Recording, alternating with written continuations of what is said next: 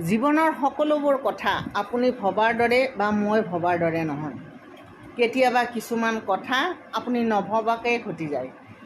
মই হয়তো সপোনতো কল্পনা কৰা নাই যিটো কথা, যিটো ঘটনা, সেই কথা বা সেই ঘটনাই জীৱনত কেতিয়াবা ঘটি যায়।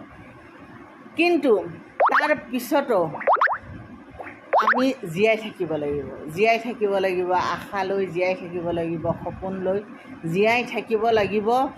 আমি আমাৰ মনত সাহস লৈ, কাৰণ সমস্যা আৰু আশা